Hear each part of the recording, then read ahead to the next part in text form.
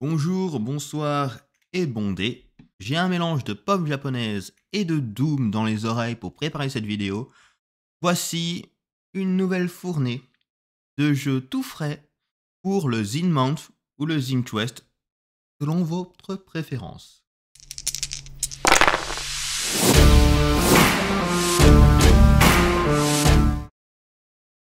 On va commencer tout de suite par Lost Phantasmia de Keigan Etse.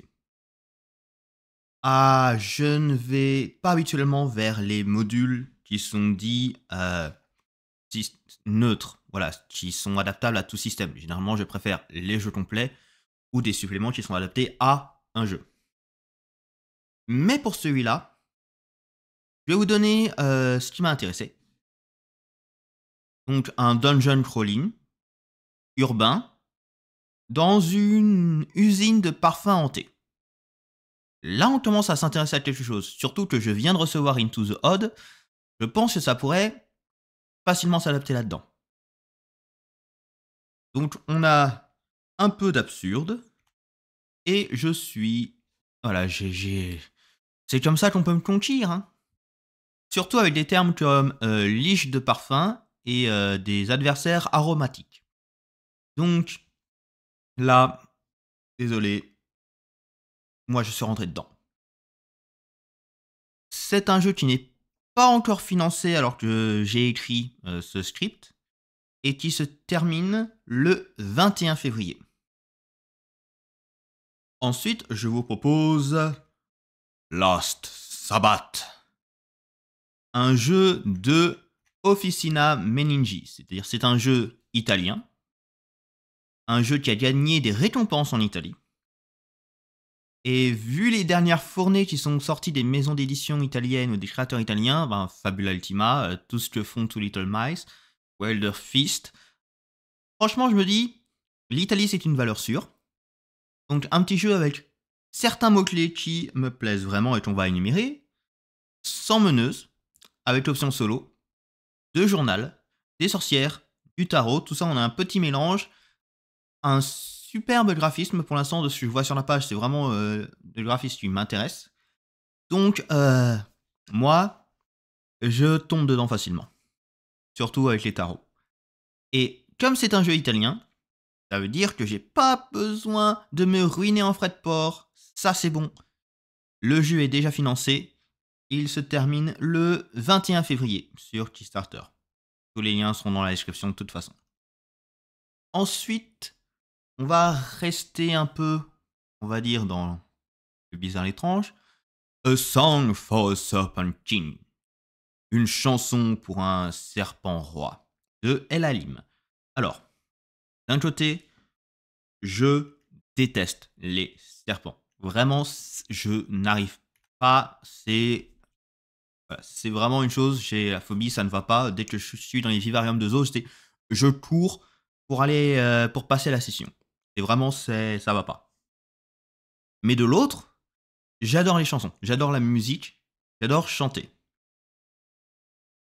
Donc là, nous avons un jeu solo, qui est à la fois un jeu de journal, mais un jeu d'écriture de chansons.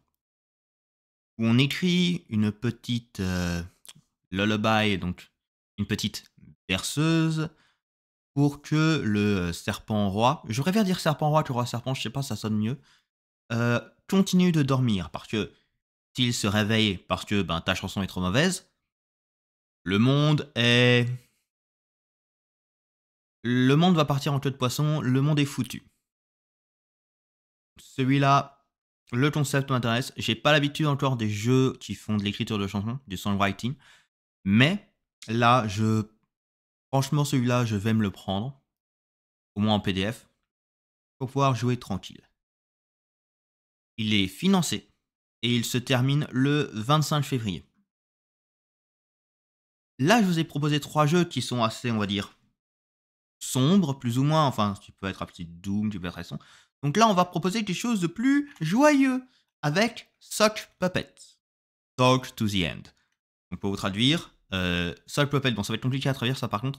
Vous savez, c'est quand vous prenez une chaussette, que vous rajoutez des yeux et comme ça vous fait une marionnette. Voilà, c'est les marionnettes faites à partir de chaussettes. Et c'est pour ça que le jeu s'appelle Parle à la main. De Kurt Refling, donc que j'ai déjà évoqué sur sa chaîne parce que c'est lui qui a écrit Here We Used to Fly, un jeu de montagne russe de parc d'attractions que j'ai évoqué dans une des vidéos sur 3JDR sur. Donc, quelqu'un que j'ai déjà lu le travail et qui était sympa, donc déjà un capital un peu plus confiance que j'ai. C'est un jeu à propos de marionnettes et de leurs problèmes. Une série pour les enfants qui est en train de baisser dans les vues, de baisser partout. Et nous sommes là pour ruiner ce petit show. Est-ce que j'ai besoin d'en dire plus? Vraiment, mais ça, je vais faire comme le clip de Mastodon de Deathbound.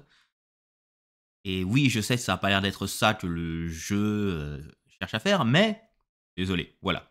J'ai ça dans les oreilles, j'en profite. Le jeu est financé et ça se termine le 25 février. On rechange de registre avec Silver Age, un jeu plus sombre de Airroot Studio, que je ne connais pas du tout. Un jeu qui est marked by the odd, c'est-à-dire un jeu inspiré du système de Into the Odd qui vient d'arriver en France, donc on est dans la bonne période.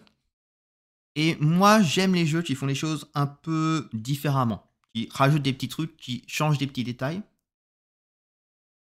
Nous savons tous, nous sommes des rôlistes, nous savons tous comment ça marche un loup-garou, surtout leur relation avec l'argent.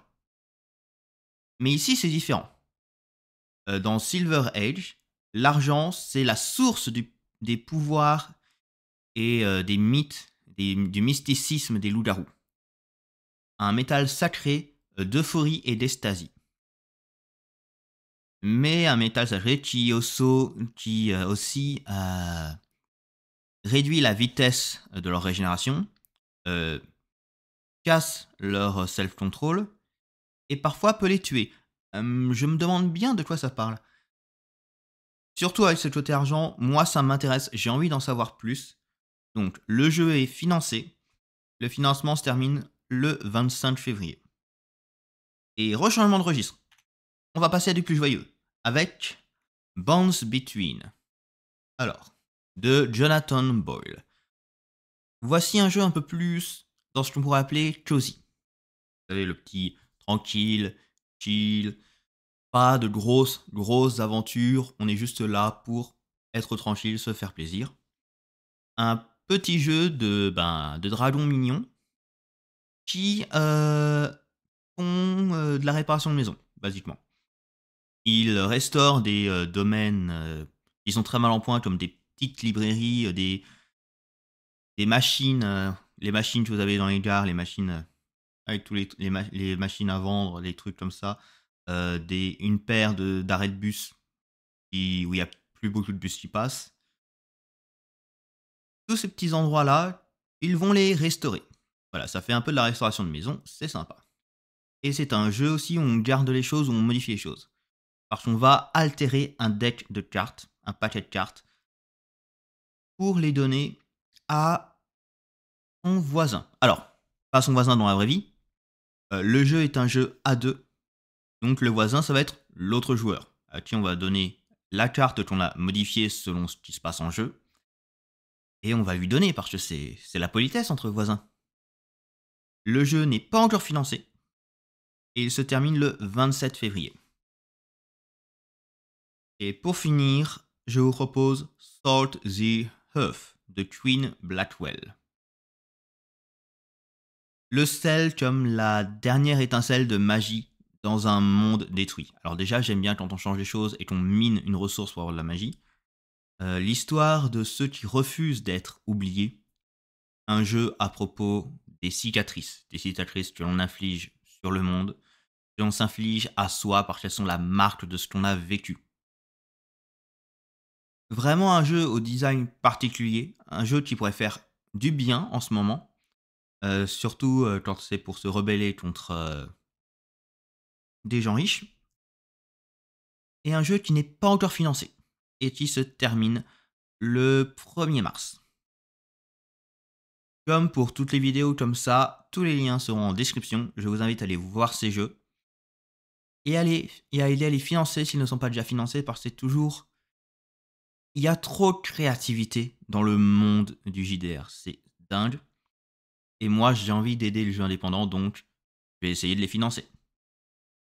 Je vous dis donc au revoir et que les dés vous créent de bons dramas.